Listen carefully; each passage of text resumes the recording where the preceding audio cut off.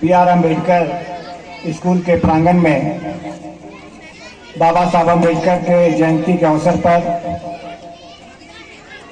मंच पे उपस्थित इस स्कूल के शिक्षकगण, इस स्कूल के हेडमास्टर, इस स्कूल के नन्हे मुन्ने बच्चों और इस इलाके से आए तमाम अभिभावक और हमारी बहनें, और इस कार्यक्रम में विशिष्ट अतिथि के रूप में आए जिला परिषद के सदस्य हमारे छोटे भाई राकेश रंजन जी, हमारे सुनील साहू जी, हमारे स्थानीय पंचायत समिति के सदस्य बैजनाथ गुप्ता जी, हमारे बलदेव जी, हमारे उमेश कुमार गुप्ता जी, जगेश्वर जी, प्रकाश जी, बुद्धन साहू जी,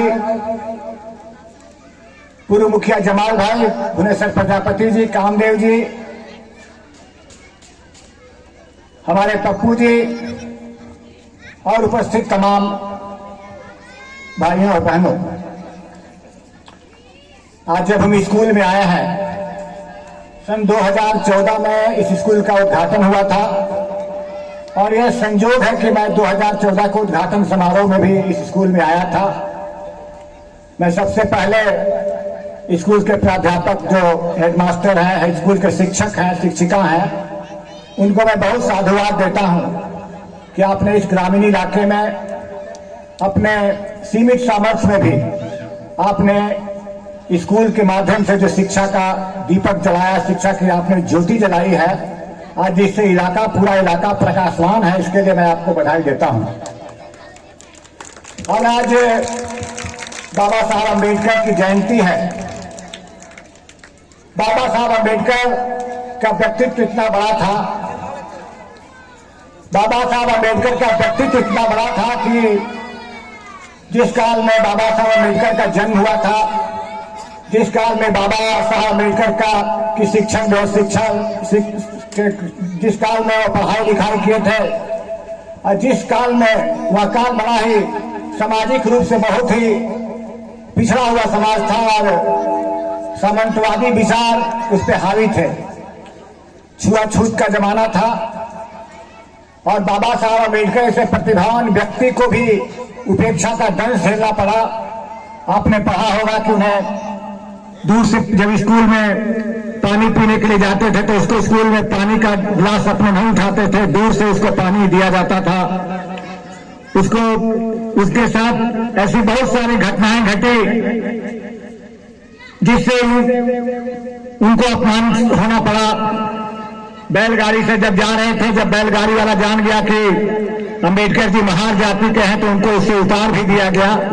बहुत सारी कठिनाइयां, बहुत सारे विसंगतियों को, सामाजिक विसंगतियों को झेला, लेकिन आज बाबा साहब उससे हार नहीं माने, अपने अपमान से हार नहीं माने, अपने उपेक्षा से हार नहीं माने, और आज बाबा साहब का व्यक्तित्व इतना बड़ा हो गया उसके बाद कि पूरे विश्व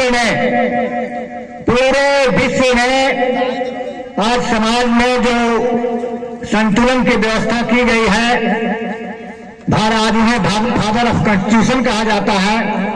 आज उनके द्वारा जो पिछड़े वर्ग को, दलित को और उपेक्षित को जो आज प्रगति के रास्ते पे हैं, वह सिर्फ उन्हीं के प्रेरणा से, उन्हीं के लिखे कॉन्स्टिट्यूशन में लिखे हुए वाक्यों के माध्यम से आज मानव सम्मान की जिंदगी जी रहे हैं। मैं दो बात बताना चाहता हूं कि आज हम झारखंड राज्य में हैं। बाबा साहब 1950 में ऐसा प्रस्ताव लाए थे कि मध्य प्रदेश को भी और बिहार को भी दो भाग में बंट जाना चाहिए। 1950 में बाबा साहब 1950 में ऐसा प्रस्ताव लाए, हालांकि उस समय यह प्रस्ताव स्वीकृत नहीं हुआ, लेकिन उसी प्रस्ताव के आधार पर आज सन 2000 में अटल बिहारी वाजपेयी जी के नेतृत्व में झारखंड बिहार का दो भाग में बंटवारा हुआ और झारखंड का निर्माण हुआ और छत्तीसगढ़ का निर्माण हुआ। उन्हीं की कल्पना थी। और दूसरी बात मैं और बताना चाहता हूं कि आज जब हम धारा 370 की बात करते हैं, कश्मीर में धारा 370 की बात करते हैं जब, तो बाबा साहब उस समय कश्मीर में स्पेशल स्टेटस, विशेष दर्जा के देने के खिलाफ थे। बाबा साहब पूर्ण रूप से खिलाफ थे कि कश्मीर को विशेष दर्जा नहीं दिया जाए और धारा 370 नहीं लगाया जाए। हालांकि बाबा साहब अम्बेडकर उसमें सफल नहीं हुए, लेकिन बाबा साहब अम्बेडकर के सपने को कोई पूरा किया तो हम सबों के लोकप्रिय प्रधानमंत्री आदरणीय नरेंद्र दामोदर मोदी ने पूरा किया। और तीसरी बात हम बताना चाहते हैं कि आप आज मजदूर, पहले का जमाना था, मजदूर को 12 से 14 घंटा काम कराया जाता था। 12 से 14 घंटा पूरे विश्व में काम कराया जाता था, भारत में काम कराया जाता था। अम्बेडकर साहब का जो प्रयास था, अम्बेडकर साहब जी का प्रस्ताव था। अम्बेडकर साहब एक कमेटी के मेंबर थे, लेबर कमेटी के मेंबर थे, और उसी labour committee, viceroy executive committee, labour executive committee के मेंबर थे।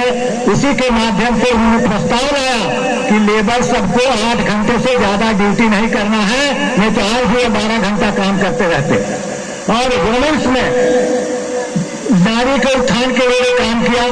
तो अम्बेडकर साहब आज हम सब को प्रेरणा स्रोत है।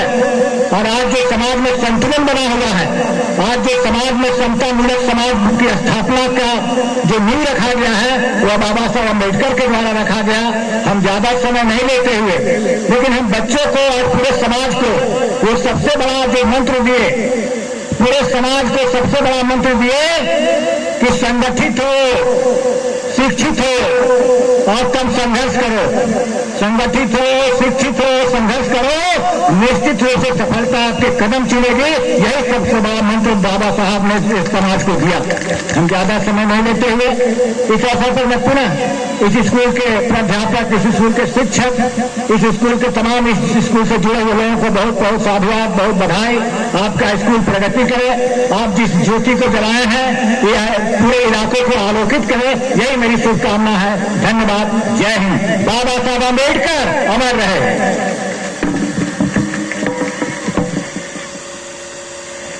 बहुत बहुत धन्यवाद। अपना आप सभी को